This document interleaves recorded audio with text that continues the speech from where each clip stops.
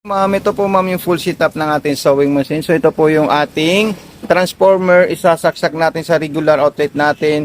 Yung wire ng makina natin dito sa transformer at saka dito yung on and off. So ayan po yung paglalagay natin ng sinulid po ma'am. Hindi ko na po yan tatanggalin ma'am kasi kailangan nyo po yan makita pagdating dyan. So ganito lang po siya ma'am, ayan. Okay. Ipapasok ko po siya dito ma'am. Ayan, then dire-diretso ko po siya dito ma'am, ayan. Ganyan lang siya ka-basic ma'am, gawa ng sinulid ma'am. So ayan po siya ma'am. Okay? So didiretso ko po dito ma'am. Kailangan maipit po dito ma'am sa ating tension. So ayan.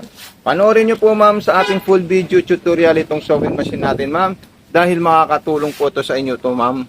Itong demonstrate natin sa sewing machine po ma'am. So ayan po siya ma'am.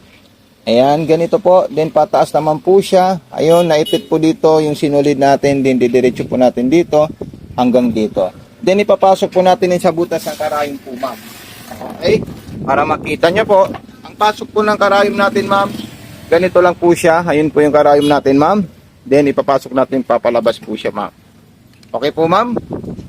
So yun sa ilalim po ma'am, naipasok ko na po sa butas, slide lang po yan. So ito po yung ating bobbing ma'am. Okay, may mga previous na po yan ma'am. Kompleto po siya ma'am. Ito po yung ating bobbing ma'am.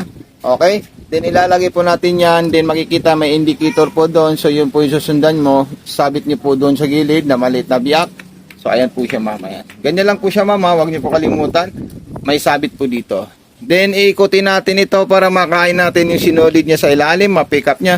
So ayun po silang dalawa po ma'am. Okay? So ayan po. Then pagkatapos yan, papasok natin sa likod. Sasarado natin yan. At ito na po yung mga pa-previous natin ma'am. Kompleto po yan. Ayan po sila. Ito naman po yung starter dun sa likod. At dito po yan nilalagay ma'am. Okay. Ayan po siya. Then, sasarado natin yan ma'am. Okay. So, ilalagay ko na po siya. Then, lalagyan po natin yan ng tela ma'am para matesting natin yung sewing machine natin. All goods, all function. Working good po siya ma'am. And working stitches po siya ma'am. Okay. So, ito na po siya ma'am. Ayan.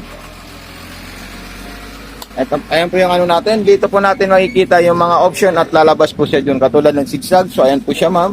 Button start, in speed control, high and low, medium. Din naka-high na po yan. Pwede na po na silagay sa low. Okay, so medium po ma'am. Ayan. Then straight line, hanapin natin yung straight line niya. So ayan. So ito po ma'am yung atras-abante natin. Kung gusto niyo po mabilis, ganyan lang po siya. Then ayan po siya yung lock or atras-abante po niya ma'am. Okay, lahat po gumagana yung stitches niya ma'am. At kung meron po kayong katanungan ma'am, huwag po kayo mahihiya mag-message sa akin ma'am. Okay, kasi meron po tayong FB page for tutorial demo. Mato Sewing Machine Vlog. Meron tayong YouTube channel, Mato Panumpang Vlog, para sa mga kailangan nyo pong video tutorial dito sa ating sewing machine po ma'am. Ayan, kompleto na po yan ma'am. May mga pang-garterize, iba't ibang design, at multiple zigzag po siya ma'am. So, napaka-solid po yan ma'am at napakaganda po siya. Okay, ayun po yung transformer natin doon. Ayan po siya. Kompletong-kompleto po yan ma'am. Okay, so ilalagay ko na lang po dito ma'am yung ating mga social account sa drawer na to ma'am. Pag-open nyo po para makita nyo po siya ma'am. Ito ma'am.